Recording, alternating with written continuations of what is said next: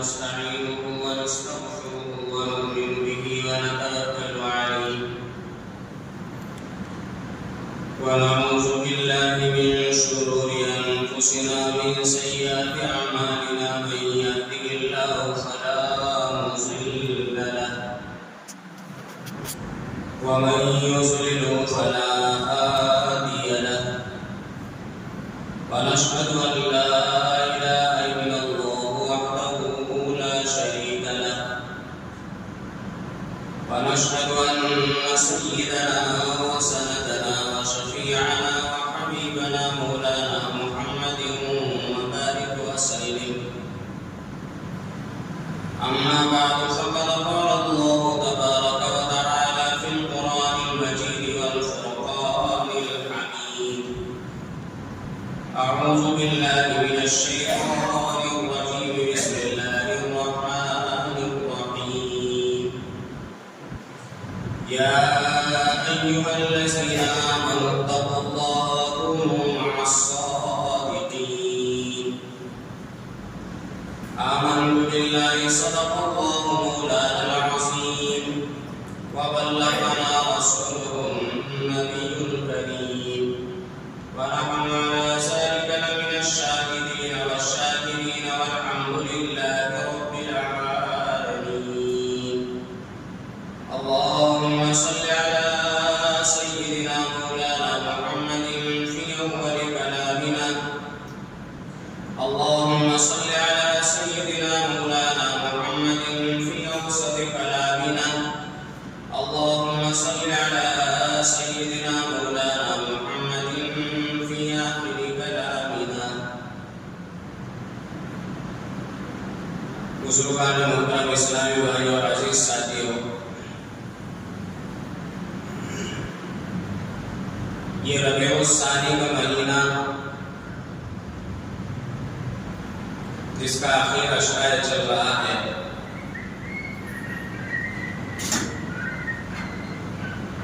اسلامی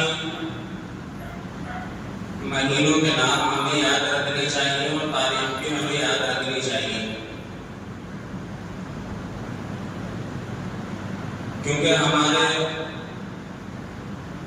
ہر کام اسلامی اعتبار سے چاند کی تاریخ سے ہی شروع ہوتے ہیں اور انہیں پر ختم ہوتے ہیں۔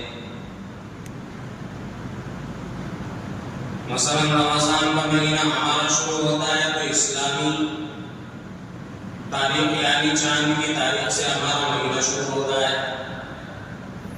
عید الفطر ہم مناتے ہیں تو چاند دیکھ کر یہ مناتے ہیں، عید الاضحیٰ مناتے ہیں تو وہ بھی چاند کی تاریخ کے حساب سے مناتے ہیں۔ تو ہماری جو شریعت کی طرف سے جتنی بھی چیزیں ہیں وہ ساری کی ساری چیزیں چاند کی تاریخ کے ساتھ میں جڑی ہوئی ہیں۔ تو اس اعتبار سے ہر مسلمان کو چاند کی تاریخ کا علم رکھنا چاہیے، ان مہینوں کو یاد رکھنا چاہیے، کون سا ثانیہ چل رہا ہے اس کو بھی یاد رکھنا چاہیے۔ اسلامی مہینوں کے ناموں میں سے کچھ نام تو ہمارے یاد ہوتے ہیں، باقی ہمیں یہ تک نہیں پتا ہوتا ہے کہ کس مہینے کا نام کیا ہوتا ہے۔ ایک دو مہینوں کے نام ہم نے یاد کر لیا، رمضان کا مہینہ سب کو یاد ہی رہتا ہے، ربیع الاول کا مہینہ جسے ہم میلاد کا مہینہ کہتے ہیں وہ بھی یاد رہتا ہے۔ تو میلاد کا مہینہ وہ تو ہم نے بنا لیا اور اصل تو اس کا نام ربیع الاول ہے۔ اسی طرح یہ جو مہینہ چل رہا ہے 11ویں شریف کا مہینہ اسے کہا جاتا ہے، اصل اس کا نام ہے ربیع الثانی یا ربیع الاخر۔ تو اس طرح ہمیں اسلامی مہینوں کے ہر مہینے کے نام الگ الگ یاد ہونے چاہیے، یاد کرنے چاہیے۔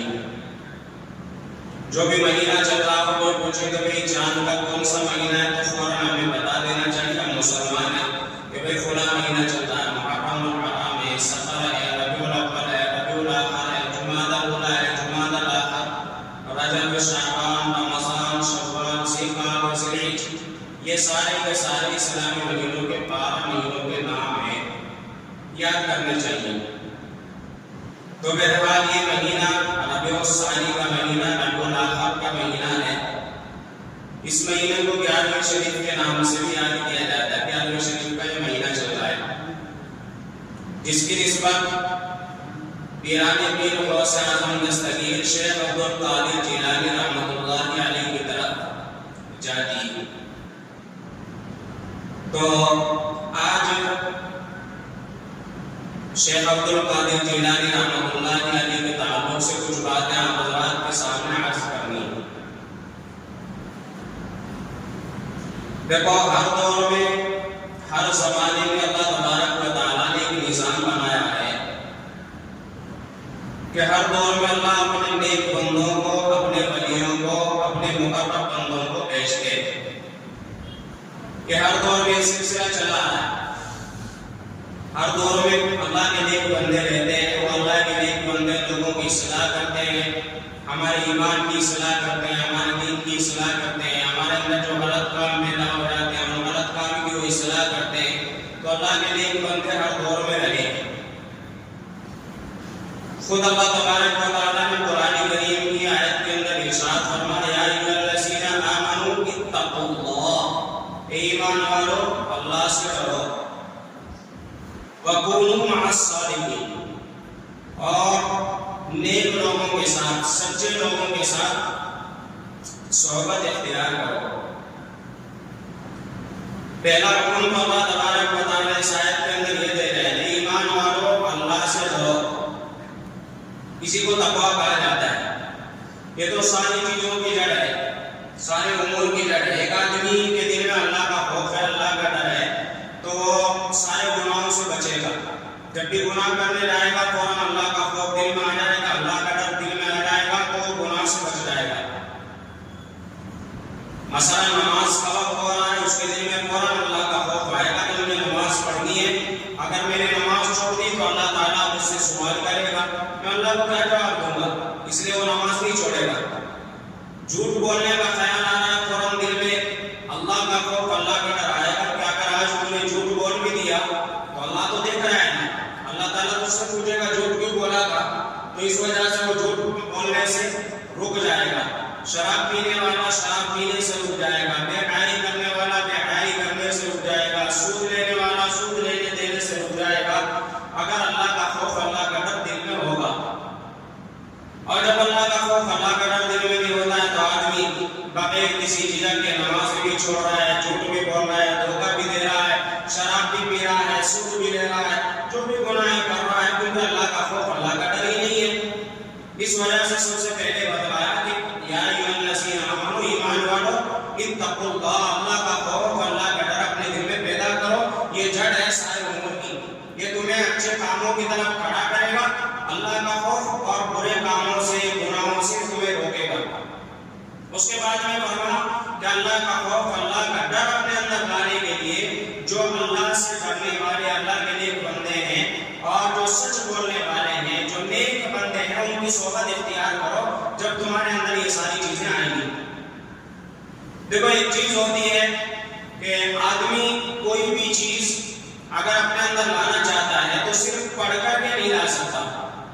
مثلا کتابیں ہمارے پاس میں ہیں، کوئی صرف کتاب پڑھ کے ڈاکٹر نہیں بن جاتا، بلکہ اسے ڈاکٹری کا کورس کرنا پڑتا ہے، اسے باقاعدہ ڈاکٹروں کی صحبت میں رہنا پڑتا ہے، اسے سکھایا جاتا ہے. ایک آدمی کو بتا دیا گیا کہ آپ ڈرائیور بننا چاہتے ہو، یہاں بننا چاہتا ہوں. اب اسے بتا دیا کہ دیکھو ڈرائیور اس طرح بنتے ہیں، گاڑی اسٹارٹ کرو، کلچ پکڑو اور اس کے بعد میں ایکسیلیٹر دے دو، گیئر ڈال دو، گاڑی چلی جائے گی. تو کیا اس طرح صرف بتانے سے کوئی ڈرائیور بن جائے گا؟ ہرگز نہیں بن سکتا. پہلے اس کے پاس میں بیٹھنا پڑے گا، اسے ایک ایک کام بتانا پڑے گا. پہلے اس طرح اسٹارٹ کرو، اس کے بعد میں فلاں چیز پکڑو، فلاں ایکسیلیٹر اس طرح دو، بریک اس طرح لگاؤ، تب جا کر کے وہ ڈرائیور بنے گا. صرف اسے بتانے سے اب ہر آدمی کو پتا ہے کہ بھائی گاڑی کس طرح چلائی جاتی ہے، اس میں ایک گیئر ہوتا ہے، ایک کلچ ہوتا ہے، ایک بریک ہوتا ہے، ہر آدمی کو پتا ہے. پیچھے بیٹھنے والے ہر آدمی کو پتا ہے. بس میں 40 آدمی بیٹھے، ایک ڈرائیور ہوتا ہے، تو 40 آدمیوں میں سے 30 آدمیوں کو تو پتا ہی ہوگا کہ بھائی بس کے اندر بس یہی چیزیں ہوتی ہیں. ایک ایکسیلیٹر ہوتا ہے، ایک بریک ہوتا ہے، ایک کلچ ہوتا ہے اور اسٹیئرنگ ہاتھ میں ہوتا ہے. اب ہر آدمی کے ہاتھ میں اگر بس دے دی جائے تو کیا ہوگا؟ جتنے پیچھے بیٹھے ہیں وہ خود بھی مرے گا، ساتھ میں بھی مرے گا. تو کیا وجہ ہے؟ بتا دو اسے تھا کہ ٹیپ کیسے لگایا جاتا ہے، لیکن اس کی ٹریننگ نہیں ہوئی تھی، صرف معلومات کی ٹریننگ نہیں ہوئی تھی، تو اسی ٹریننگ کو کہا جاتا ہے صحبت، یعنی پہلے اسے ڈرائیور کی صحبت میں رہنا پڑے گا، اسے پہلے سیکھنا پڑے گا، تب جا کر کے اس کے اندر وہ ساری چیزیں اترے گی، تب وہ ڈرائیور بنے گا۔ یہ ہر چیز کا ہے، آپ کو ڈاکٹر بننا ہے تو ڈاکٹری کا کورس ڈاکٹروں کی صحبت میں رہ کے کرنا پڑے گا، آپ کو انجینئر بننا ہے تو انجینئروں کی صحبت میں رہ کے انجینئرنگ کا کورس کرنا پڑے گا۔ تو اسی طرح دین اللہ تبارک و تعالیٰ نے قرآن میں سارے احکام اتار دیے ہیں، تو اللہ تبارک و تعالیٰ نبیوں کو کیوں بھیجتا؟ صرف کتابیں اتار دیتا اور کتابوں میں ہم پڑھ لیتے کہ ہمیں اللہ سے کس طرح ڈرنا ہے، نماز کس طرح پڑھنا ہے، روزہ کس طرح رکھنا ہے، بس ہمیں روزہ رکھنا ہے تو روزہ رکھ لیتے۔ تو نبیوں کا مقصد کیا تھا؟ نبیوں کا مقصد یہی تھا کہ نبی آتے اور ہمیں کر کے بتاتے۔ مثلا قرآن میں تو یہ آ گیا کہ بھائی نماز پڑھو، اب نماز پڑھے کیسے کون بتائے گا ابھی؟ تو یہ بتانے کے لیے، کر کے دکھانے کے لیے اللہ تعالیٰ نے نبیوں کو بھیجا۔ انہوں نے بتایا نماز اس طرح پڑھنی ہے، انہوں نے بتایا حج اس طرح کرنا ہے، انہوں نے بتایا عمرہ اس طرح کرنا ہے، انہوں نے بتایا روزہ ایسے رکھنا ہے، تو کر کے انہوں نے دکھایا، اور پھر ان کی صحبت، نبیوں کی صحبت میں رہ کر لوگوں نے سیکھا، انہوں نے بھی وہ کام کرنا شروع کیا۔ تو اب اس دور میں ہمارے نبی صلی اللہ علیہ وسلم آخری نبی ہیں، ان کے بعد قیامت تک کوئی نبی آنے والا نہیں ہے۔ ہمارے نبی صلی اللہ علیہ وسلم آخری نبی ہیں، ہمارا دین آخری دین ہے، ہمارا مذہب آخری مذہب ہے، ہماری شریعت آخری شریعت ہے، ہماری کتاب قرآن آخری کتاب ہے۔ اس کے بعد نہ تو کوئی نبی آنے والا ہے، نہ کوئی دین آنے والا، نہ کوئی مذہب آنے والا، نہ کوئی شریعت آنے والی، یہ آخری ہے۔ اب نبی تو آگے چلے گئے، قرآن موجود ہے، قرآن ہی بدلے گا، نبی تو آگے چلے گئے ہیں۔ اب اس زمانے میں لوگوں کو راستہ کون دکھائے گا؟ قرآن تو موجود ہے، مگر قرآن ہر آدمی پڑھ تو سکتا ہے نا ذرا، مگر سمجھ نہیں سکتا۔ اب بتاؤ اتنے سارے لوگ بیٹھے ہیں، ان میں سے آپ کو الحمدللہ اکثر لوگوں کو قرآن نظرہ پڑھتا آتا ہوگا، مگر قرآن کے اندر کیا اللہ فرما رہے ہیں، کون سا مسئلہ بیان کیا گیا ہے، یہ ہمیں پتہ ہے؟ نہیں پتا، تو یہ کون بتائے گا؟ تو اللہ تعالیٰ نے یہ نبیوں کا کام اس وقت کے علماء کے سپرد کیا۔ اسی وجہ سے فرمانا علماء ورثۃ الانبیاء، کہ جو پہلے زمانے میں انبیاء کام کرتے تھے، یعنی لوگوں کو وہ سارے طریقے کر کے دکھاتے تھے، آج یہ کام اللہ نے اس وقت علماء کے سپرد کیا ہے۔ آج وہ کام علماء بتا رہے ہیں، قرآن پڑھ کر کے مسائل آپ لوگوں تک پہنچانے کا کام، کتابیں لکھنے کا کام، اور ہمیں ساری چیزیں سمجھانے کا کام علماء نے کیا ہے۔ اور پھر علماء میں وہ مقام اور مرتبے الگ الگ ہوتے ہیں، بڑے بڑے مقام کے علماء کرام ہوئے ہیں جنہوں نے فقہ لکھ ڈالے، فقہ کے مسائل لکھ ڈالے ہیں، کچھ لوگوں نے قرآن کریم کی تفاسیر لکھی ہیں، کچھ لوگوں نے حدیث کی تشریحات لکھی ہیں۔ آج ہزاروں لاکھوں کی تعداد میں کتابیں موجود ہیں۔ آج ہمیں کوئی بھی مسئلہ پیش آئے کہاں جاتے ہیں؟ عالم کے پاس میں جاتے ہیں، اب وہ عالم حضرات جو ہیں وہ قرآن اور حدیث کے اندر ہمیں دیکھ کر کے مسائل بتا دیتے ہیں۔ تو اگر علماء کرام نہ ہوتے تو پھر ہمیں مسائل کون سمجھاتا؟ علماء اپنی طرف سے کوئی مسئلہ نہیں بتاتے وہی ہے جو قرآن کے اندر ہے، جو حدیث کے اندر ہے، جو اللہ کے نبی صلی اللہ علیہ وسلم نے بتایا وہی بتاتے ہیں، مگر وہ ہمیں دیکھ کے سمجھائے گا کون؟ تو اس وجہ سے اللہ تعالیٰ نے ایک نظام بنایا ہے کہ ہر دور میں علماء کرام اللہ کے نیک بندے، اللہ کے ولی ہوتے ہیں۔ ولی کس کو کہا جاتا ہے؟ ولی کہا جاتا ہے جو اللہ کا سچا دوست ہوتا ہے، جو دنیا کی محبت سے نکل کر اللہ کی محبت کو اپنے دل میں بسا لیتا ہے، اسے ولی کہا جاتا ہے۔ جو اللہ کا قرب حاصل کر لیتا ہے اسے ولی کہا جاتا ہے۔ جو اللہ کی معرفت حاصل کر لیتا ہے اسے ولی کہا جاتا ہے۔ جس کے اندر تقویٰ آ جاتا ہے اسے ولی کہا جاتا ہے۔ جو شریعت کا عالم ہوتا ہے اسے ولی کہا جاتا ہے۔ آج ولی کا مطلب ہی نہیں سمجھا جاتا، ہر کسی کو بھی ولی کہا جاتا ہے۔ کوئی آدمی ذرا سی کرامت یا اس کے ہاتھوں میں کچھ ایسا کام دیکھ لیا اسے ولی کہنے لگتے ہیں، یہ تو بہت بڑا اللہ والا ہے۔ علماء نے لکھا ہے کہ ولی ہونے کے لیے شریعت کا علم حاصل کرنا ضروری ہے۔ جسے شریعت کا علم نہیں، جسے قرآن حدیث کا علم نہیں، وہ ولی نہیں بن سکتا۔ جو اللہ کی معرفت حاصل نہیں کر سکتا ولی نہیں بن سکتا۔ نماز نہیں پڑھ رہا ہے اسے ولی کہہ رہے ہیں، نماز نہیں پڑھ رہا اسے بزرگ مان لیں، چہرے پر داڑھی تک نہیں ہے اسے بزرگ مان لیں، اسے بہت بڑا اللہ والا بتا رہے ہیں۔ جس کے چہرے پر داڑھی نہیں، جو سنت کا پابند نہیں، جو نمازوں کا پابند نہیں، جو قرآن کا علم نہیں رکھتا، جو حدیث کا علم نہیں رکھتا، تو مجھے یہ بتاؤ وہ کہاں سے ولی بن جائے گا؟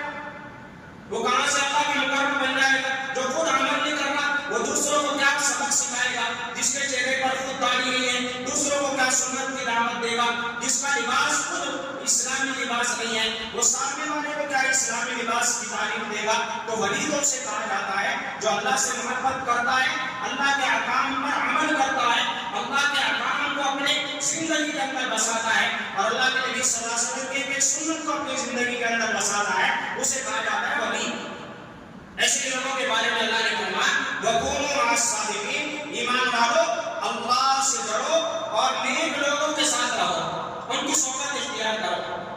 صحبت یہ بہت زبردست چیز ہے، صحبت کا اثر ضرور ہوتا ہے، ہر چیز اثر دکھاتی ہے۔ دیکھو آگ اگر جل رہی ہے، آگ کے پاس کوئی انسان جائے گا تو آگ اپنا اثر ضرور دکھائے گی، گرمی ضرور انسان کے پاس پہنچے گی۔ ایک طرف برف رکھا ہوا ہے، آپ وہاں جا کے بیٹھو گے تو ٹھنڈی کا اثر آپ تک پہنچے گا۔ موسم ہے بھائی، سردی کا موسم جب آتا ہے تو آدمی کو ٹھنڈ لگنا شروع ہو جاتی ہے، کیوں؟ موسم اپنا اثر دکھاتا ہے، ٹھنڈی کا موسم اپنا اثر دکھاتا ہے، سورج اپنا اثر دکھاتا ہے، تو ہر چیز اپنا اثر دکھاتی ہے۔ اسی طرح صحبت بھی اپنا اثر دکھاتی ہے۔ اچھی صحبت اختیار کرو گے تو اچھے بن جاؤ گے، بری صحبت اختیار کرو گے تو برے بن جاؤ گے۔ ایک آدمی ہے، وہ عطر بیچنے والے کی دکان میں جا کے بیٹھا، عطر بیچتا ہے، ہزاروں شیشیاں عطر کی رکھی ہوئی ہیں، جا کے آدھا گھنٹہ ایک گھنٹہ وہاں بیٹھا ہے، اس نے عطر خریدا نہیں ہے، صرف بیٹھا ہے، تو بیٹھنے پر بھی عطر کی خوشبو تک پہنچے گی، مزہ حاصل ہوگا، ہو سکتا ہے ایک دو قطرہ کپڑوں پر گر بھی جائے، بعد میں بھی آگے تک اس کا اثر رہے گا۔ اب ایک آدمی آگ کے پاس جا کے بیٹھا، اگرچہ اس نے آگ میں ہاتھ نہیں ڈالا ہے مگر آگ کا دھواں آپ تک پہنچے گا، اس کا اثر آپ تک پہنچے گا۔ تو اس لیے صحبت ایک ایسی چیز ہے، آپ اگر نہ چاہو تب بھی اس کا اثر آپ تک آ جاتا ہے۔ اس لیے فرمایا نیک لوگوں کی صحبت اختیار کرو گے نیک بن جاؤ گے، برے لوگوں کی صحبت اختیار کرو گے تو ایک نہ ایک دن وہ برائی تمہارے اندر بھی آ جائے گی۔ اس لیے اللہ تعالیٰ فرمایا وَكُونُوا مَعَ الصَّادِقِينَ، نیک لوگوں کی صحبت اختیار کرو، نیک لوگوں کی صحبت۔ اس لیے علامہ رومی رحمۃ اللہ علیہ نے ایک شعر لکھا ہے، یک زمانہ صحبت با اولیاء، یک زمانہ صحبت با اولیاء بہتر از صد طاعت بیریا، یعنی ایک زمانہ، ایک لمحہ، تھوڑا سا وقت اپنا کسی ولی کی، کسی اللہ والے کی، کسی نیک بندے کی صحبت میں گزار لینا 100 سال کی بیریا عبادت کرنے سے بہتر ہے۔ یعنی ایک آدمی نے 100 سال تک عبادت کی، اور عبادت بھی کیسی کی، یعنی اس میں ریاکاری نہیں ہے، دکھلاوا نہیں ہے، کوئی شہرت نہیں ہے، کوئی نمود نہیں ہے، اس اللہ کی عبادت 100 سال تک کی۔ اور ایک آدمی اللہ والوں کی مجلس میں بیٹھا، نیک لوگوں کی مجلس میں بیٹھا، اللہ کے ولی کی مجلس میں بیٹھا، تھوڑا سا وقت، تو فرمایا اس کا تھوڑا سا وقت وہاں گزار لینا 100 سال کی عبادت سے بہتر ہے۔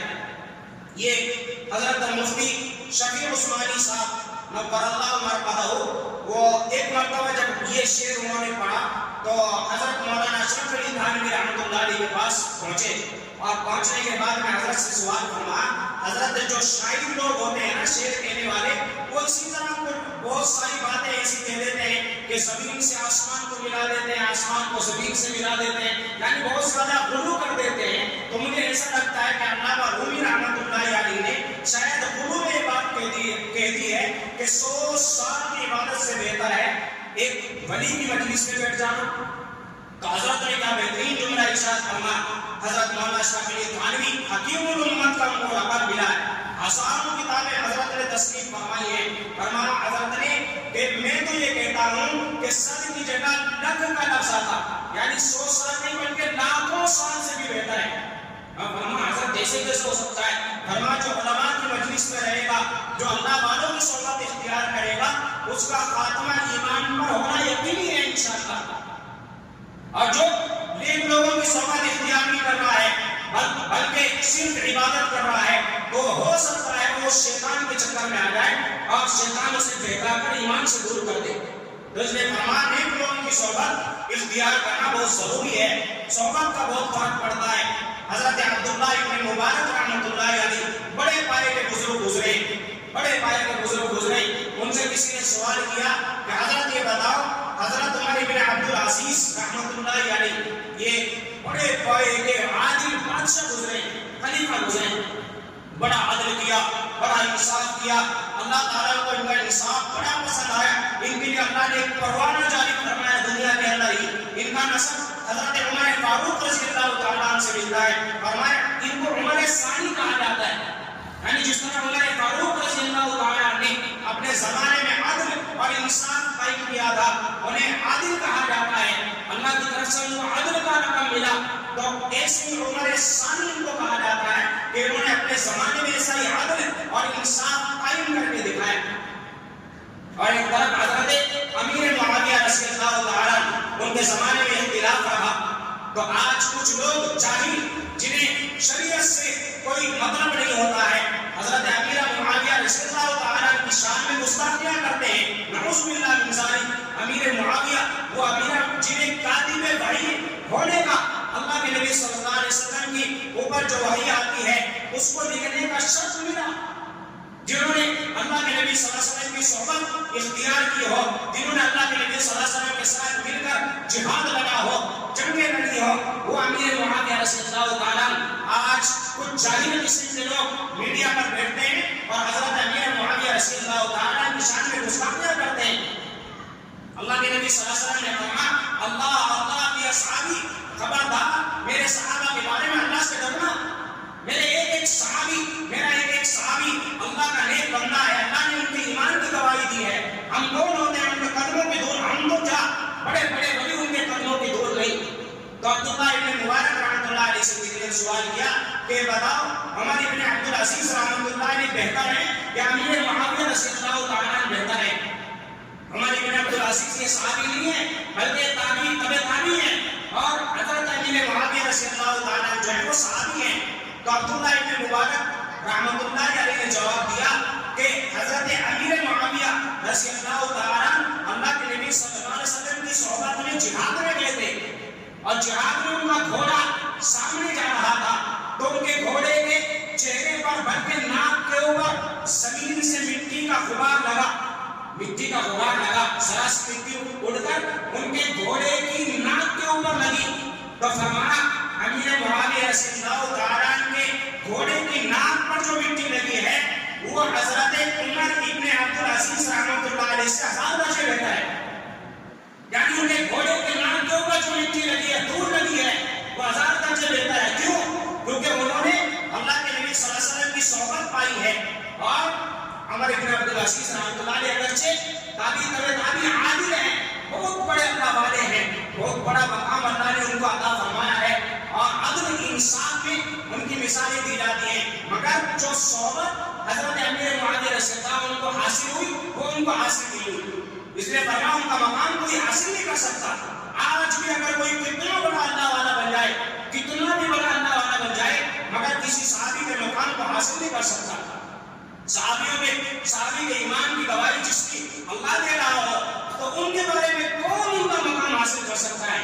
تو آج کے لوگ لوگوں کو گمراہ کر رہے ہیں، اور ہمارے نوجوانوں کو پتہ نہیں کیا ہو گیا، اللہ رحم فرمائے، ہمارے نوجوان ہمارے اپنے علماء سے ہٹ کر ایسے لوگوں کی باتیں سن رہے ہیں، ایسے لوگوں کی تقاریر کو سن رہے ہیں جو ہمارے صحابہ کو گالیاں دیتے ہیں، جو ہمارے صحابہ کی شان میں گستاخیاں کرتے ہیں، ان کی باتیں ہم سن کے ہم اپنے آپ کو دیندار سمجھتے ہیں۔ اللہ سے ڈرو، اللہ سے ڈرو، جو صحابہ کو برا بھلا کہے گا وہ گمراہ ہے، گمراہ ہے، گمراہ ہے، گمراہ ہے۔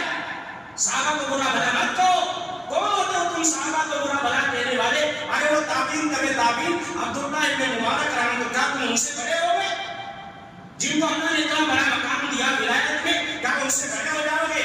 کیا 2 کتابیں تم نے کیا کر دی اردو کی اور بس شروع کر دیے ان صحابہ کے بارے میں اللہ اللہ اللہ؟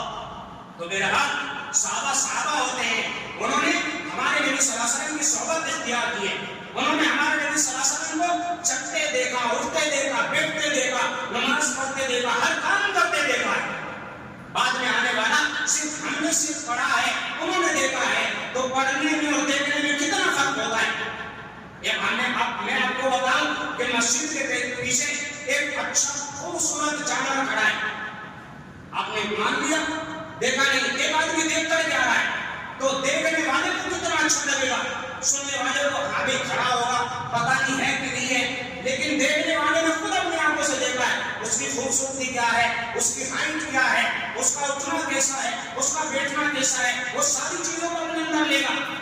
تو صحابہ نے اللہ کے نبی صلی اللہ علیہ وسلم کی صحبت کو پایا، ان کا اٹھنا، ان کا بیٹھنا، ان کا بولنا، ان کا چلنا، ہمارے نبی صلی اللہ علیہ وسلم کے اخلاق، عادتیں، اقتدار، وہ ساری صحابہ کے اندر دیکھ کر منتقل ہوئی ہیں اور ہمارے اندر سن کر منتقل ہوئی ہیں۔ اس لیے صحابہ صحابہ ہیں اور ہم صحابہ کے قدموں کی دھول بھی نہیں ہیں۔ تو بہرحال عبداللہ ابن مبارک رحمۃ اللہ نے فرمایا کہ حضرت امیر معاویہ رضی اللہ تعالیٰ عنہ کے گھوڑے کی ناک کا غبار بھی عمر ابن عبدالعزیز رحمۃ اللہ علیہ سے بہتر ہے۔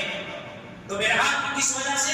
صحبت کی وجہ سے۔ تو میں نے آپ کو بتایا کہ صحبت کا اثر پڑتا ہے، اچھا بھی پڑتا ہے اور برا بھی پڑتا ہے، اچھا بھی پڑتا ہے، برا بھی پڑتا ہے۔ اچھی صحبت اختیار کرو گے اچھا اثر پڑے گا۔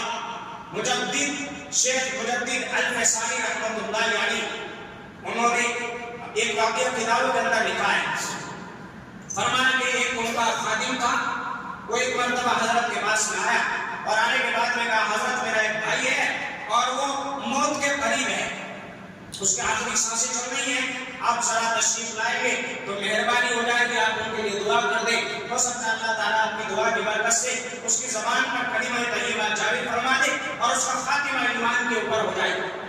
اب قطب ربانی مجدد الفسانی کتنا بڑا مقام، 1000 سال کے بعد ایسا بندہ اللہ تعالیٰ پیدا فرماتے ہیں۔ مجدد الفسانی جسے کہا جاتا ہے، 1000 سال کے بعد ایک اکیلا پیدا ہوتا ہے، 1000 سال تک گئے ہیں، تشریف لے رہے ہیں، جا کے دیکھا آخری وقت ہے اور بس آخری سانسیں گر رہا ہے، تو حضرت نے جا کر کے اس کے اوپر اپنی توجہ ڈالی اور اللہ کی طرف توجہ لگائی اور پھر اس کے بعد میں کلمے کی تلقین فرمائی۔ حکم نہیں دیا مرنے والے کو کلمہ پڑھنے کا حکم نہیں کرنا چاہیے کہ کلمہ پڑھنے نہیں کہنا چاہیے، کیونکہ اس کا آخری وقت ہوتا ہے، خدا نخواستہ اس کی زبان سے نکل گیا میں نہیں پڑھتا تو پتہ نہیں کس حال میں مرے گا۔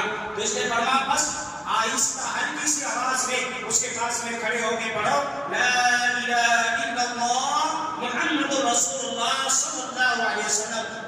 تو حضرت گئے ہیں مجدد الفسانی رحمۃ اللہ علیہ، حضرت نے جا کر کلمے کی تلقین فرمائی۔ اب کتنے بڑے اللہ والے اور اللہ والوں کا آنا ہی بڑا بابرکت ہوتا ہے۔ حضرت نے جا کر کے تلقین فرمائی مگر اس کی زبان سے کلمہ طیبہ جاری نہیں ہوا۔ حضرت نے توجہ ہاتھ ڈالی، جاری نہیں ہوا۔ حضرت نے اللہ کی طرف توجہ لگائی، پھر بھی کچھ بھی کیا مگر جاری نہیں ہوا۔ اللہ تعالیٰ سے دعا کی، پھر بھی کلمہ طیبہ جاری نہیں ہو رہا ہے۔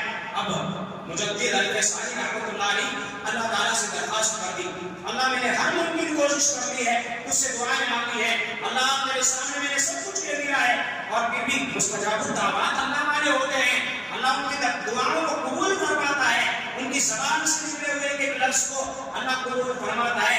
اللہ معاملہ کیا ہے؟ یہ تو مسلمان ہے، یہ تو ایمان والا ہے، مگر آخری وقت میں اس کی زبان سے کلمہ طیبہ جاری نہیں ہو رہا ہے، یا اللہ معاملہ کیا ہے؟ تو اللہ نے الہام فرمایا، اللہ کی طرف سے ان کے دل میں بات ڈالی گئی۔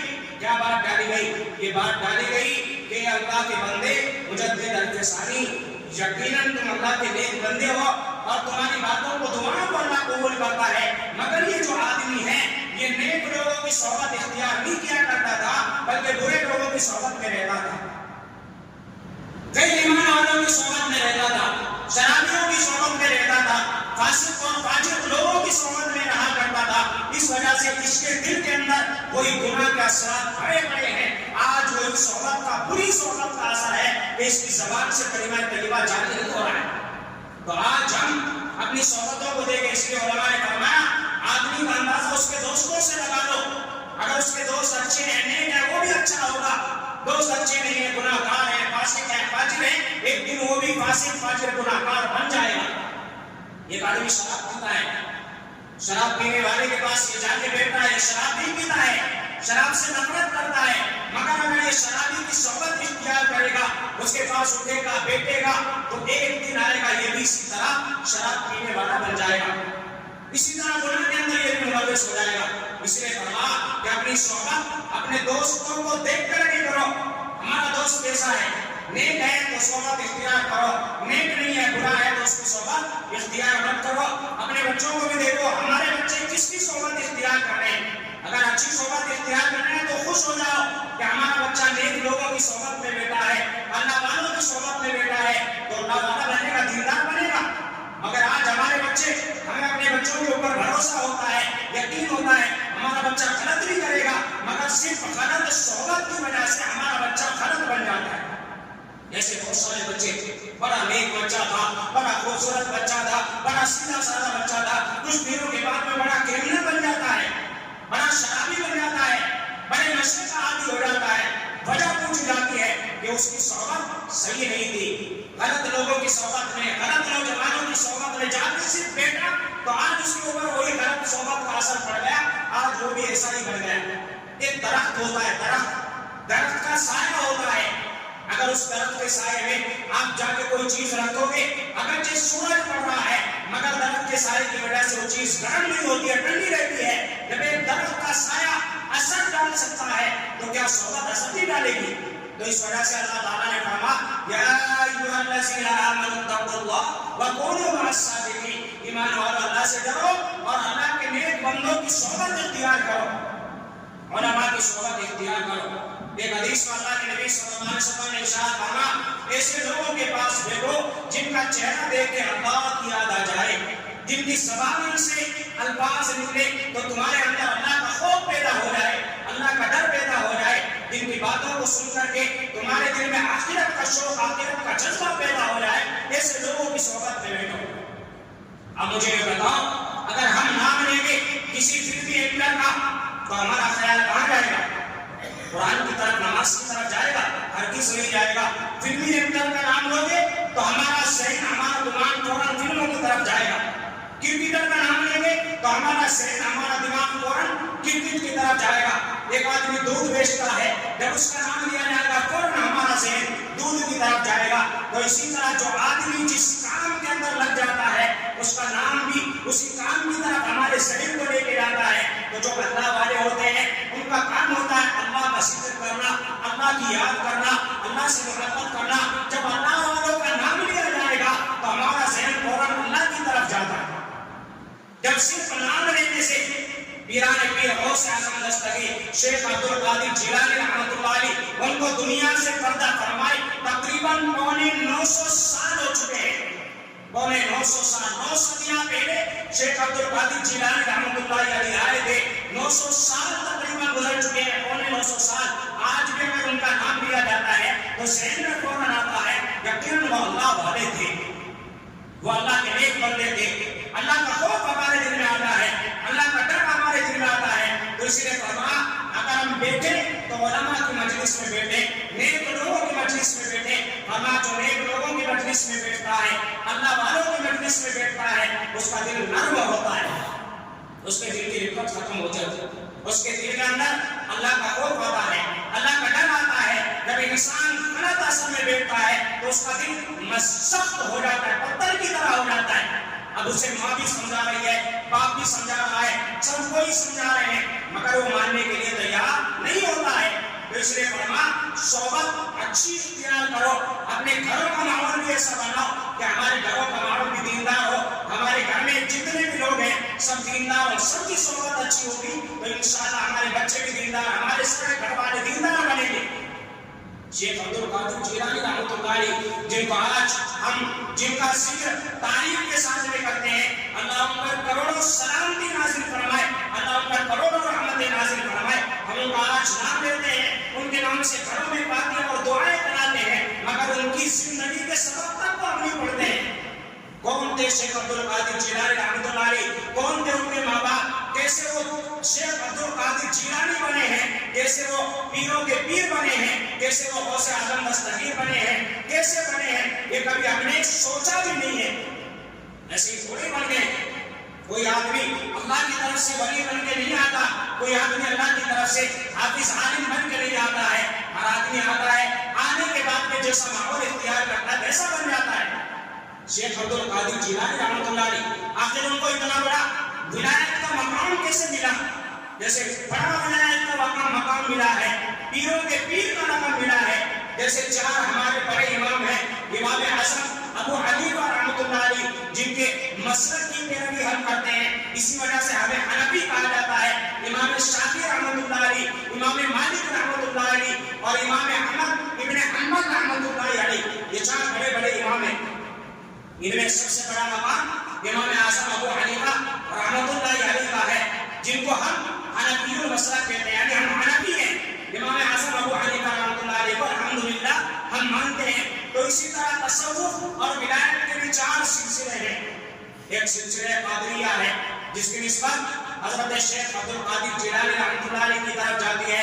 ایک سلسلہ چشتیہ ہے جس کی نسبت حضرت خواجہ معین الدین چشتی اجمیری رحمۃ اللہ علیہ کی طرف جاتی ہے۔ ایک سلسلہ نقشبندیہ ہے جس کی نسبت خواجہ بہاؤالدین نقشبندی رحمۃ اللہ علیہ کی طرف جاتی ہے، اور ایک سلسلہ سہروردیہ ہے جس کی نسبت خواجہ شہاب الدین سہروردی رحمۃ اللہ علیہ کی طرف جاتی ہے۔ یہ 4 سلسلے ہیں۔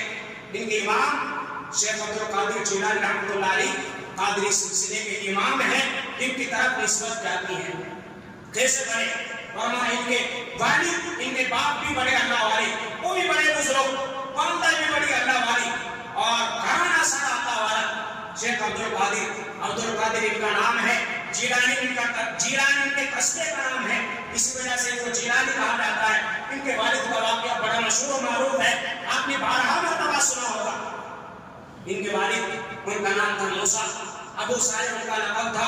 جوانی کا عالم ہے، جوانی میں ان کے اندر جذبہ ہے، شوق ہے، کیونکہ حسنی حسینی ہے، سید گھرانہ ہے، اور سید گھرانے پر اللہ کی خاص رحمتیں نازل ہوتی ہیں۔ سید گھرانہ ہے، اس لیے ان کے اندر تقویٰ اور پرہیزگاری بچپن سے آ جاتی ہے۔ جوان ابھی شادی نہیں ہوئی ہے، وہ جنگلوں میں اللہ کی عبادت کرتے پھر رہے ہیں، اللہ کو یاد کرتے پھر رہے ہیں، اللہ کی محبت دل میں اتر چکی ہے، دنیا سے دور جا چکے ہیں، جنگلوں میں جا رہے ہیں، اللہ اللہ اللہ اللہ کی صدائیں لگاتے پھر رہے ہیں۔ ایک مرتبہ جا رہے ہیں، گھر کے حالات ایسے ہیں، فقر و فاقہ، تنگدستی، گھر میں کھانا تک نہیں بننا ہے، اور شیخ عبد القادر جیلانی رحمۃ اللہ علیہ کے والد جنگلوں میں اللہ کی عبادت کرتے پھر رہے ہیں۔ کئی روز مسلسل گزر گئے، ایک کھانے کا لقمہ تک نصیب نہیں ہوا، بھوکے ہیں۔ اب اس بھوک کی حالت میں جنگل میں چلے جا رہے تھے، سامنے سے ایک ندی نظر آئی، ندی میں وضو بنانے کے لیے گئے، چلو وضو بھی بنا لیں گے، تھوڑا پانی پی لیں گے۔ جیسے ہی ندی کے پاس میں گئے، 3 دن سے کچھ کھایا پیا نہیں ہے، دیکھا کہ ندی میں بہتا ہوا ایک سیب آ رہا ہے، ندی میں بہتا ہوا آ رہا ہے، بھوک لگی ہے، 3 دن سے کچھ کھایا پیا نہیں ہے، اور اللہ کی طرف سے آیا ہوگا، اللہ نے بھیجا ہوگا۔ سیب کو پکڑا، دھویا اور اٹھا کر کے کھا لیا۔ اب کھا لیا، سیب تھا، اس کا کوئی مالک نہیں ہے، اور انہوں نے کھا لیا۔ کھانے کے بعد میں فوراً اللہ کا خوف، اللہ کا ڈر آیا، فوراً دل میں اندر سے جھنجھوڑا۔ دیکھو، جس کے دل میں اللہ کا خوف، میں نے پہلے بھی کہا، جس کے دل میں اللہ کا خوف ہوگا، اللہ کا ڈر ہوگا، وہ ہر چیز سے پہلے اللہ سے ڈرے گا، غلط کام بھی ہو جائے گا، فوراً اللہ کا ڈر آئے گا۔ انہوں نے سیب کھا لیا، حالانکہ کوئی بڑا گناہ نہیں ہے، سیب کھایا، فوراً دل میں اندر سے جھنجھوڑا، تو نے کیا کر لیا؟ تو کیا تو نے اسے خریدا تھا؟ نہیں خریدا۔ تو اس کا مالک تھا؟ نہیں تھا۔ کیا پتا یہ چوری کا ہو، کیا پتا یہ کس کا ہو، پتا نہیں ہے۔ فوراً اللہ کا ڈر آ گیا، لرزہ طاری ہو گیا۔ لرزہ طاری ہونے کے بعد میں جہاں سے اسے بہتا ہوا آ رہا تھا، اسی طرف چل پڑے، جاتے رہے جاتے رہے جاتے رہے۔ ایک لمبا راستہ پار کرنے کے بعد میں دیکھا ایک سیب کا باغ ہے، اور ایک درخت ندی کی طرف جھکا ہوا ہے، اس کی ٹہنیاں ندی کے اندر پڑی ہوئی ہے۔ دیکھا کہ ہاں، یہی وہ باغ ہے، شاید اسی باغ کا یہ سیب ٹوٹ کر ندی میں گرا ہوگا، اور یہ یہاں سے چل کے گیا ہوگا۔ یہ گئے، باغ کے اندر گئے، باغ میں جا کے دیکھا ایک اللہ والے بیٹھے ہیں، بڑے خوبصورت آدمی بیٹھے ہیں، اور اللہ کے ذکر میں مشغول ہیں۔ انہوں نے جا کے ان کو سلام کیا، السلام علیکم ورحمۃ اللہ۔ انہوں نے سلام کا جواب دیا، ہاتھ باندھ کر کے کھڑے ہو گئے، جیسے ایک فقیر ہوتا ہے، جیسے ایک فنکی کر کے آیا ہوتا ہے، ہاتھ باندھ کے کھڑے ہو گئے، اور ان سے کہا مجھ سے بہت بڑا گناہ ہو گیا، اب آپ فرما دو۔ انہوں نے کہا کیا ہو گیا؟ کہا بہت بڑی غلطی ہو گیا، آپ فرما دے، یا آپ جو چاہیں مجھے سزا دے دیں، مجھ سے بہت بڑی غلطی ہو گئی ہے۔ انہوں نے پوچھا کہ بتاؤ تو صحیح، انہوں نے گناہ کیا کیا ہے؟ کہا تمہارے باپ کا ایک سیب ٹوٹ کر پانی میں گر گیا تھا، ندی میں گر گیا تھا، اور وہ جا رہا تھا، جاتے جاتے میں نے وہاں خدا جگہ سے اسے اٹھایا، اور میں نے بغیر آپ کی اجازت سے اسے کھا لیا، اس لیے مجھ سے گناہ ہو گیا۔ کوئی بڑی بات نہیں تھی، وہ کہتے تھے کہ چلو ٹھیک ہے آپ نے سیب کھا لیا کوئی بڑی بات نہیں ہے، چھوٹا سا ایک سیب ہوتا ہے اس کی کوئی قیمت نہیں ہوتی ہے، اس وجہ سے میں نے آپ کو معاف کر دیا، یہ کہہ سکتے تھے۔ مگر دیکھو اللہ سبب ایسے ہی بنا دیتا ہے، اللہ کو وہاں بھیجنا تھا، اللہ کو وہاں ان سے ملانا تھا۔ یہ بھی ولی ہے، ان کو ابو صالح کہا جاتا ہے، اور وہ بھی ولی ہے، ان کو حضرت عبداللہ کہا جاتا ہے، وہ بھی ولی ہے۔ اب دیکھو ایک بات آپ نے سنی ہوگی کہ لوہے کو لوہار پہچانتا ہے، سونے کو سونار پہچانتا ہے، ہر چیز کا جو آدمی ڈائریکٹ رکھتا ہے اس چیز کو وہی پہچانتا ہے۔ ایک واقعہ کتابوں کے اندر لکھا ہے، ایک مرتبہ کچھ لوگ پہاڑ پر سیر و تفریح کرنے کے لیے ٹور کے لیے گئے، پہاڑ کے اوپر جیسے گئے تو وہاں پر ایک پتھر پڑا ہوا تھا، جو بھی آ رہا ہے اسے ٹھوکر مار رہا ہے، جو بھی آ رہا ہے اسے ٹھوکر مار رہا ہے، جو بھی آ رہا ہے اسے ٹھوکر مار کے جا رہا ہے۔ پیچھے سے ایک آدمی پڑھا لکھا تھا، اس نے دیکھا یہ سارے پتھر کالے ہیں، یہ اکیلا ایک پتھر الگ رنگ کا ہے تو یقیناً اس کے اندر کوئی بات ہے۔ اس نے وہ پتھر اٹھا لیا، اٹھا کر کے اس نے اپنی تھیلی کے اندر رکھ دیا، واپس گھر میں آیا اور بھول گیا کہ میں نے کوئی پتھر اٹھایا تھا اور وہ کوئی عجیب چیز ہو سکتی ہے، بھول گیا۔ اپنے گھر آیا، کئی مہینے گزر گئے، اسی طرح تھیلی اس نے اٹھائی تو تھیلی کو جب اس نے الٹا پتھر نیچے گرا اور ٹوٹ کر کے اس کے اندر سے ہیرا نکلا۔ تو دیکھو علماء نے لکھا ہے کہ سب آدمی اسے ٹھوکر مار کے جا رہے تھے، کسی کو نہیں پتا تھا کہ اس کے اندر ہیرا ہو سکتا ہے۔ وہ آدمی پڑھا لکھا تھا، وہ پہچان گیا کہ پتھر الگ ہے، شاید یہ بڑا قیمتی پتھر ہے، اس وجہ سے اس نے پہچان کے اسے اٹھا لیا۔ تو اس لیے علماء نے فرمایا جو جس چیز کے بارے میں جو جانکاری رکھتا ہے وہ چیز کی قیمت کو بہتر جانتا ہے۔ ہمیں کیا پتا، ہمارے سامنے ایک پیتل لایا گیا، ایک سونا لایا گیا، ہم تو دیکھ کر پیتل کو بھی سونا کہہ دیں گے اور سونے کو پیتل کہہ دیں گے، سونار کے پاس لے کے جائیں گے، اسے گھسے گا، گھسنے کے بعد بتائے گا یہ پیتل ہے اور یہ سونا ہے۔ تو اصلی اور نقلی کا پتہ سونار بتاتا ہے۔ تو اسی طرح فرمایا کہ اللہ والے جو ہوتے ہیں وہ اللہ والوں کو پہچان دیتے ہیں، کون اللہ والا ہے، کون دل سے اخلاص کے ساتھ آ رہا ہے، کون دکھاوا کر کے آ رہا ہے۔ اب یہ اتنے لوگ مسجد میں بیٹھے ہوئے ہیں، ان میں سے بہت سارے لوگ اللہ کے ڈر سے نماز پڑھنے کے لیے آئے، کچھ لوگ دیکھا دیکھی آئے، اللہ والوں کو ساری چیزوں کا پتہ چل جاتا ہے۔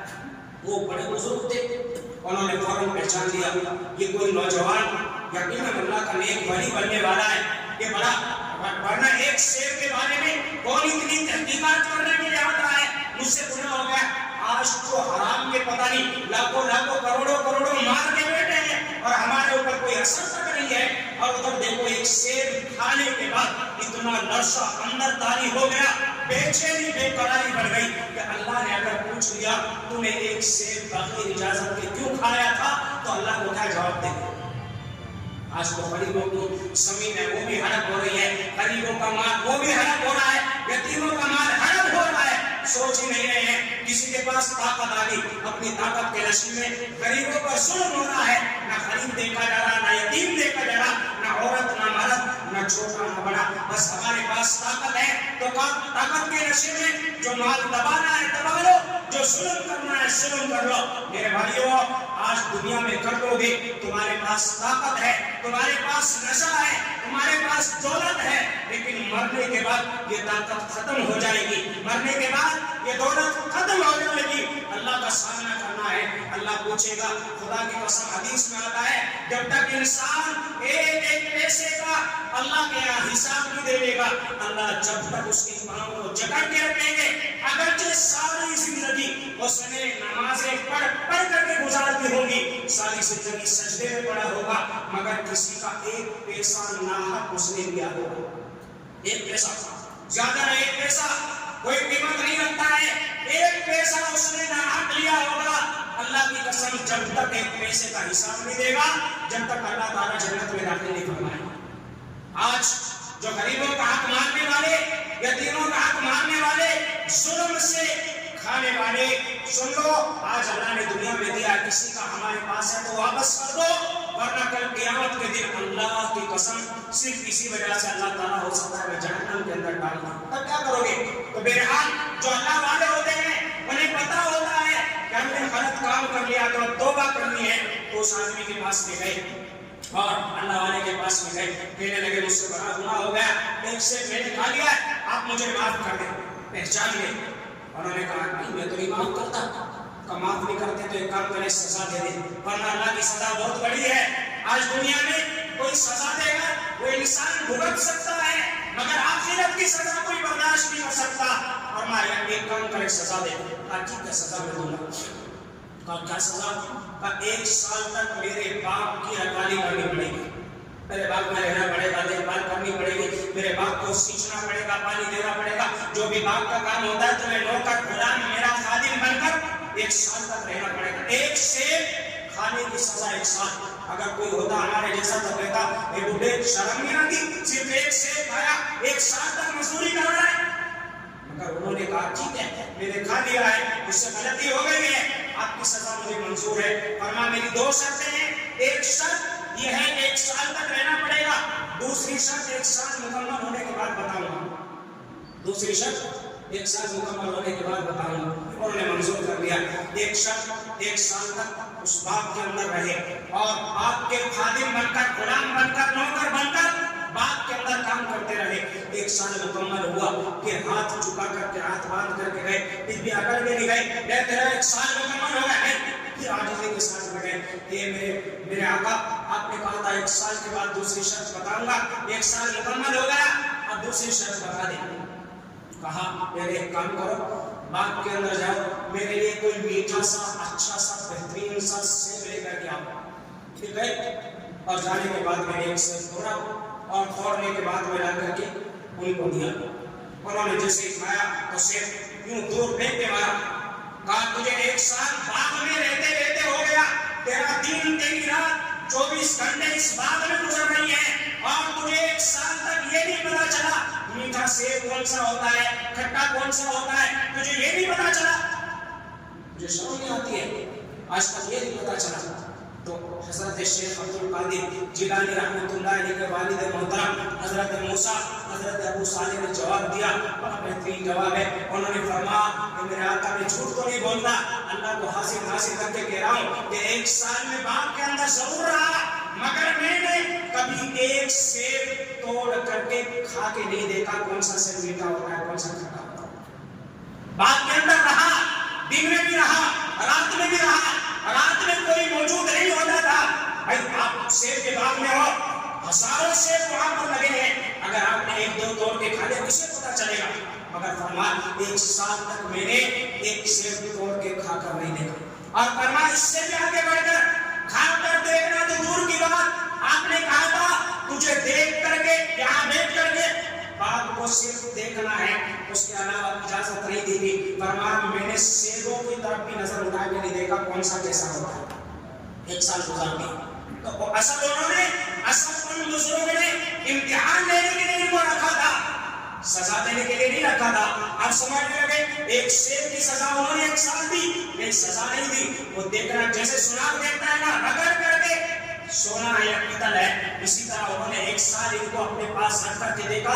वाकई ये अल्लाह का नेक बंदा है, ड्रामा कर रहा है।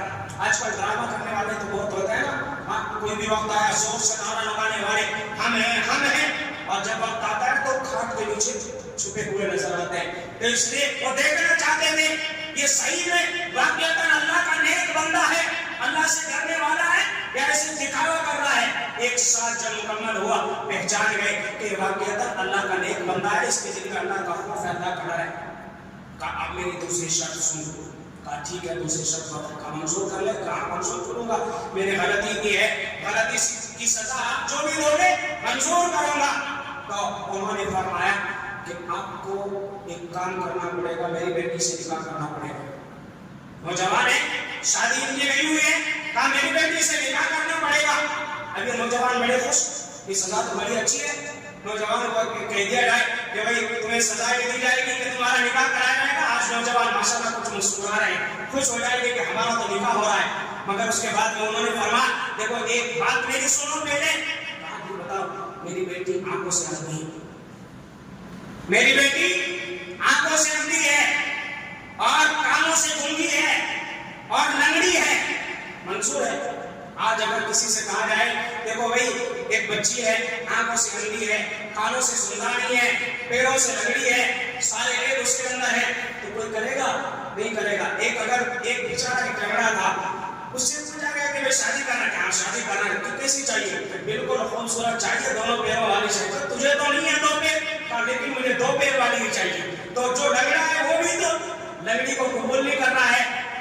یہ تو بیچارے صحیح سالم ہیں، نیک ہیں اور بڑے خوبصورت ہیں، بڑے خوبصورت ہیں، ان کی آنکھیں بھی اچھی ہیں، سب کچھ اچھا ہے، ان سے کہا جا رہا ہے میری بیٹی اندھی ہے اور کانوں سے سنتا نہیں ہے، پیروں سے طاقت نہیں ہے چلنے کی، قبول ہے؟ انہوں نے فرمایا قبول ہے، کیونکہ مجھے سزا میں دی جا رہی ہے، قبول ہے، اگر مجھے اس غلطی کی سزا یہی دی جا رہی ہے مجھے منظور ہے۔ کہا ٹھیک ہے، لے گئے پکڑ کے اپنے گھر میں اور بلایا قاضی صاحب کو اور نکاح پڑھا دیا کہ بھئی ساری چیزیں قبول ہے، الحمدللہ مجھے قبول ہے، نکاح ہو گیا۔ اس کا نکاح ہوا ہے شیخ عبد القادر جیلانی رحمۃ اللہ علیہ کے والد محترم کا ایک قصہ چل رہا ہے، نکاح ہو گیا۔ اب نکاح ہونے کے بعد میں رات میں گئے اور جیسے کمرے کے اندر گئے تو چیخ مار کر واپس بھاگے، کہاں چلے گا حضرات حضرات، ارے کیا بات ہو گئی کیا بات ہو گئی، میرے ساتھ بڑا دھوکہ ہو گیا، آپ نے مجھے غلط جگہ بھیج دیا۔ کہ نہیں میری تو ایک ہی تو بیٹی ہے، وہی تو میں نے تجھے بھیجا۔ کہا نہیں میرا نکاح کسی اور کے ساتھ ہوا تھا، تم نے بھیج دیا کہیں اور۔ کہا نہیں صحیح ہے۔ کہا نہیں آپ نے بتایا تھا میری بیٹی اندھی ہے، آپ نے بتایا تھا میری بیٹی کو سنتا نہیں ہے، آپ نے بتایا تھا لنگڑی ہے دونوں پیر نہیں ہے، مگر میں جب کمرے کے اندر گیا وہ تو بڑی خوبصورت لڑکی وہاں بیٹھی ہے، اس کو اللہ نے آنکھیں بھی بڑی خوبصورت دی ہیں، اس کو اللہ تعالیٰ نے پیر بھی طاقتور دیے ہیں، سنتی بھی ہے، میں سلام کیا انہوں نے جواب دیا ہے، اور یہ میرے ساتھ دھوکہ ہو گیا ہے، میرے ساتھ دھوکہ ہو گیا۔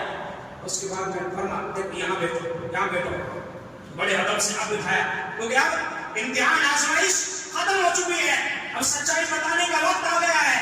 اب سامنے بٹھایا، کہا دیکھو اصل میں بات معاملہ یہ ہے کہ میں نے یہ کہا تھا کہ میری بیٹی اندھی ہے، میں نے جھوٹ نہیں بولا تھا، میں نے اس وجہ سے کہا تھا میری بیٹی کے آنکھیں ہیں، مگر آج تک میری بیٹی نے پیدائش سے لے کر اور آج تک اپنی آنکھوں سے کسی غلط چیز کو نہیں دیکھا، اس وجہ سے میں نے کہا میری بیٹی اندھی ہے، کسی غلط چیز کو میں قسم کھا کے کہتا ہوں آج تک میری بیٹی نے کسی غلط چیز کو اپنی آنکھوں سے نہیں دیکھا۔ اس کے بعد میں نے کہا تھا میری بیٹی کانوں سے سنتی نہیں ہے، میری بیٹی نے آج تک کسی غیر محرم کی آواز تک نہیں سنی ہے، اس لیے کہ وہ گھر سے باہر اس نے قدم تک نہیں رکھا ہے۔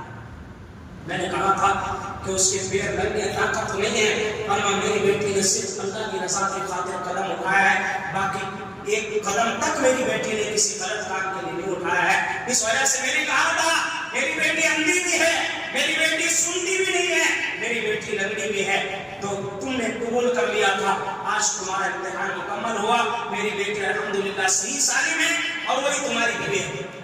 تو یہ نکاح ہو گیا مکمل۔ اور یہ کون بنی ہے؟ بعد میں چل کر شیخ عبد القادر جیلانی رحمۃ اللہ علیہ کی والدہ بنی ہے۔ تو والد ایسے اللہ والے کہ ایک سیب انہوں نے کھا لیا بغیر اجازت کے تو ان کے اندر نفسہ طاری ہو گیا، میں نے ایک سیب بغیر اجازت کے کھا لیا، پتہ نہیں یہ حلال ہے، پتہ نہیں یہ حرام ہے، پتہ نہیں یہ جائز ہے، پتہ نہیں ناجائز ہے۔ ایسا اللہ سے ڈرنے والا باپ اور ایسی باخبر ماں، دامن ماں کہاں ملتی ہے؟ پھر اس کے بعد میں گھر میں شادی ہونے کے بعد گھر میں اور فرمایا علماء نے ایک اور واقعہ آپ کو سناتا ہوں، علماء نے لکھا ہے سارا قرآن ایسا، اللہ اکبر، فرمایا ان کی پھپھو یعنی حضرت شیخ عبد القادر جیلانی رحمۃ اللہ علیہ کی پھپھو، پھوپھی جسے کہا جاتا ہے یعنی والد کی بہن، ہم ایک مرتبہ بغداد کے اندر 23 سال آگے، جب تک یہ ابھی پیدا نہیں ہوئے شیخ عبد القادر جیلانی 23 سال آگے، 23 سال آنے کے بعد میں لوگوں نے دعائیں کی، مسجدوں میں گئے، نمازیں پڑھی، دعائیں کی اور صدقہ کیا سب کچھ کر لیا، بارش نہیں ہو رہی ہے۔ تو انہوں نے پھر کہا کہ بھائی دیکھو ایک سید گھرانہ ہے، سید گھرانہ ہے، وہاں چلتے ہیں، چلو وہاں بھی جا کے کچھ درخواست کریں گے، جیسے آج ہوتا ہے نا ہماری نظریں نیک لوگوں کے پاس میں جاتے ہیں، چلو بھائی فلاں اللہ والے ان کے پاس میں جا کے دعا کرائیں گے، فرماتے ہیں کہ ان کے پاس میں چلے گئے، اپنے گھر کے اندر دی ایک چوپڑی مٹی کا گھر ہوا کرتا تھا، آج کے زمانے کے نیک پتھروں کے گھر میں مٹی کا گھر چوپڑی کے اندر تھی، کسی نے جا کے آواز لگائی تو انہوں نے پردے کے اندر سے بتاؤ کیا بات ہے، انہوں نے بتایا کہ اس طرح بارش کے واسطے ہم درخواست کرنے آئے ہیں کہ اللہ سے دعا کرتے، ہو سکتا ہے اللہ تعالیٰ تمہاری دعا کو قبول فرما دے اور اللہ تعالیٰ بارش برسا دے۔ میں نے کہا ٹھیک ہے چلے جاؤ، واپس آ گیا مجمع، انہوں نے جھاڑو اٹھائی اور جھاڑو اٹھانے کے بعد میں باہر آئی اور اپنا آنگن جو ہوتا ہے نا، آنگن جو ہوتا ہے دہلیز کے باہر کا، اس کو صاف کیا، اس کو صاف کرنے کے بعد میں پھر مصلی اٹھا کے لائی، وضو بنایا اور 2 رکعت نفل نماز پڑھی، اور اس کے بعد میں ہاتھ اٹھائے اور ہاتھ اٹھا کر کے صرف 2 الفاظ کہے، اللہ میں نے صاف کر دیا ہے، اب اس میں پانی چھڑکنا تیرا کام ہے۔ پانی چھڑکنا یعنی جیسے مٹی دھول ہوتی ہے نا، اس کے اوپر پانی چھڑک دیتے ہیں تاکہ دھول نہ اڑے، پہلے صفائی کرتے ہیں اس کے بعد میں پانی چھڑک دیتے ہیں۔ تو کہا کہ صاف کرنا میرا کام تھا، اب بارش برسانا تو میرا کام نہیں ہے، بارش برسانا تیرا کام ہے، میرا کام میں نے کر دیا، تیرا کام یا اللہ تو کر دے۔ بس یہ 2 الفاظ کہے، اس کے بعد اپنا مصلی یوں بند کیا اور پھر جا کر کے اندر جو ہے اپنے ذکر پہ مشغول ہوئے۔ آج میں دیکھ رہا ہے، ہم نے تو کہا دعا کرنا، یہ رو رو کے دعا کریں گے، ہم تو یہ سمجھ رہے تھے بڑی لمبی دعا کریں گے، ہم تو یہ سمجھ رہے تھے، مگر انہوں نے تو کیا کیا، 2 لفظ کہے، اللہ میرا کام میں نے کر دیا، تیرا کام تو کر دے۔ یہ کیسی دعا ہے بھائی، یہ کیسی دعا ہے؟ کسی کو کوئی بھی کچھ بھی سمجھ میں نہیں آیا، یہ اندر چلی گئی۔ آدھے گھنٹے کے بعد میں دھوپ نکلی ہوئی، سورج نکلا ہوا ہے، کوئی آثار نہیں ہے، کوئی نشانی، کوئی علامت بارش کی نہیں ہے۔ آدھے گھنٹے کے بعد میں دیکھا ایک زور سے بادل اٹھا آ رہا ہے، اور آدھے گھنٹے کے بعد میں اتنی زور سے بارش برسنا شروع ہوئی۔ تو یہ ہوتے ہیں اللہ والوں کی بات، اللہ والوں کو لمبی لمبی رکعتیں، لمبی لمبی دعائیں کرنے کی ضرورت نہیں، بس وہ اپنی زبان سے الفاظ نکالتے ہیں اور اللہ ان کے الفاظ کو قبول فرما لیتا ہے، اللہ ان کی دعاؤں کو ایسے قبول فرماتا ہے۔ تو یہ گھرانہ ہے شیخ عبد القادر جیلانی رحمۃ اللہ علیہ کا۔ باپ دیکھو وہ اللہ کے ولی، ماں دیکھو وہ اللہ کی ولیہ، اور ان کا نام ہے سیدہ فاطمہ، اور ان کا جو نسب ہے 14 پشتوں کے بعد میں حضرت علی رضی اللہ تعالیٰ کے بیٹے حضرت حسین رضی اللہ تعالیٰ سے جا کے ملتا ہے، اور حضرت شیخ عبد القادر جیلانی رحمۃ اللہ علیہ کے والد حضرت موسیٰ، ان کا نسب 11 پشتوں کے بعد میں جا کے حضرت حسن رضی اللہ تعالیٰ سے ملتا ہے۔ یعنی دونوں طرف سے، ماں کی طرف سے بھی اور باپ کی طرف سے بھی یہ سید ہے، یہ سید گھرانہ ہے، سارا گھرانہ ایسا، سارا گھرانہ ایسا کیسا؟ اللہ سے ڈرنے والا۔ آج ہم کہتے ہیں نا کہ ہم تو عبد القادر جیلانی رحمۃ اللہ علیہ کو ماننے والے قادری ہیں، الحمدللہ ہم بھی ماننے والے ہیں، مگر مانو تو صحیح، مانو تو صحیح، مانو تو صحیح۔ کیسے مانو؟ اگر عورت ہے، ہر عورت شیخ عبد القادر جیلانی رحمۃ اللہ علیہ کی والدہ جیسی بن جائے، تب کہیں گے کہ ہاں واقعتاً تم ان کو ماننے والی ہو۔ مرد ہے تو حضرت شیخ عبد القادر جیلانی رحمۃ اللہ علیہ کے والد جیسا بن جائے، تب کہیں گے کہ ہاں یہ اللہ سے ڈرنے والا۔ ڈرو اللہ سے، ہمارے دلوں میں اللہ کا خوف نہیں، اللہ کا ڈر نہیں، نہ حلال کا ہمیں پتا، نہ حرام کا ہمیں پتا، نہ جھوٹ کا پتا، بات پر جھوٹ ہم بولے جا رہے ہیں، ہر بات میں ہم دھوکہ دیے جا رہے ہیں، نہ مسلمان دیکھ رہے ہیں، نہ غریب دیکھ رہے ہیں، نہ امیر دیکھ رہے ہیں، کسی کو نہیں دیکھا جا، بس ہمارا پیٹ یہ بھر جائے، چاہے اس میں حرام آ جائے حلال آ جائے، کوئی فرق نہیں پڑنے والا۔ اور ہم کہتے ہیں کہ ہم تو فلاں کو ماننے والے، ہم تو ان سے محبت کرنے والے۔ ان کے والد تو ایسے ایک شیخ چلا گیا، نوشہ جاری ہو گیا، کہیں اللہ مدد نہ کر دے، اور یہاں گھر کے گھر دبائی بیٹھے ہیں، ہمارے اوپر کوئی اثر تک نہیں ہو رہا، لاکھوں کروڑوں دبائی بیٹھے ہیں، کوئی اثر تک نہیں ہو رہا۔ کوئی یتیم ہماری طرف سے مر رہا ہے، بھوکا مر رہا ہے، پیاسا مر رہا ہے، یہاں گھروں میں بریانیاں بنا کے کھا رہے ہیں، کوئی اثر تک نہیں ہو رہا۔ جس کا حق دبا کے آج گھر میں بیٹھ کے تو دسترخوان لگا کے کھا رہا ہے، کبھی سوچا کیا تو نے تیری طرف سے کتنے لوگوں کے گھر اجڑے ہیں، کتنے بچے یتیم ہوئے ہیں، تیری طرف سے کتنے بچے بھوکے سو رہے ہیں، کبھی تو نے سوچا بھی نہیں ہے؟ اور بچوں کے دل سے نکلی ہوئی ہے کہا تجھے ہلاک کر کے رکھ دے گی، تجھے برباد کر کے رکھ دے گی، اور تو کہتا ہے کہ میں تو بخشا جاؤں گا، میں تو عبد القادر جیلانی رحمۃ اللہ علیہ کو مانو، محبت کرو، سچی محبت کرو، جیسے وہ اللہ سے ڈرتے تھے ایسے اللہ سے تم بھی ڈرو، جیسے ان کی ماں حیا کرتی تھی اللہ سے، ایسی حیا بنو، ایسی دامن بنو، ایسی نمازی بنو، ایسا تقویٰ اپنے اندر لاؤ، تمہارے بچے بھی دیندار بنیں گے، تمہارا گھر بھی دیندار بنے گا، تمہارا مال دیندار بنے گا۔ صرف چلانے سے کچھ نہیں ہوتا ہے، چلانے سے کچھ نہیں ہوتا۔ ایک آخری بات بتا کے بات کرتا ہوں، آپ کا وقت پورا ہو گیا۔ آپ بازار میں جاؤ گے، بازار میں ایک پتلا بنا ہوتا ہے، شیر کا بھی پتلا آپ کو ملے گا، ہاتھی کا بھی ملے گا، آپ کو ٹائگر کا بھی ملے گا، ملتا کہ نہیں ملتا؟ اپنے بچوں کو 100 200 500 روپے کا گرا کے لاتے، گھر میں لا کے رکھ دیتے، آپ اسے لا کے یہاں مسجد کے باہر رکھ دو تو سارے لوگ مسجد سے ڈر کے بھاگ جائیں گے؟ نہیں بھاگیں گے، کوئی نہیں بھاگے گا۔ سب کو پتا ہے یہ پتلا ہے، یہ نقلی ہے، جعلی ہے، کچھ نہیں ہوگا اس سے. سمجھ میں آ رہا کہ نہیں آ رہا؟ اور ایک اصلی کئی پر آ جائے یہاں باہر فیلڈ میں آنا دور کی بات پتا چل جائے یا کارگل کے پہاڑ کو آیا ہے سارے گھروں کے دروازے بند ہو جائیں گے. کیوں؟ اصلی شہر آیا ہے. تو صرف پتلے سے کچھ نہیں ہوتا. ایسے ہم صرف مسلمان ہیں چلاتے رہے کہ ہم مسلمان ہیں, ہم عاشق ہیں, ہم محبت کرنے والے ہیں, ہم یہ ہے وہ ہے, چلانے سے کچھ نہیں ہوگا. اندر سے بن کے دکھاؤ تب کچھ ہوگا. جب تم اندر سے ایسے بنو گے نا جیسے وہ بنے تھے تو انشاءاللہ تم ہاتھ اٹھاؤ گے, اللہ تمہارے ہاتھ اٹھانے سے پہلے تمہاری دعاؤں کو قبول کرے گا. تم ہاتھ اٹھاؤ گے, اللہ تمہارے ہاتھ اٹھانے کی لالچ کو رکھے گا. کوئی دشمن تمہارے اوپر مسلط نہیں ہوگا, کوئی تمہارے خلاف ایک آواز تک نہیں نکالے گا.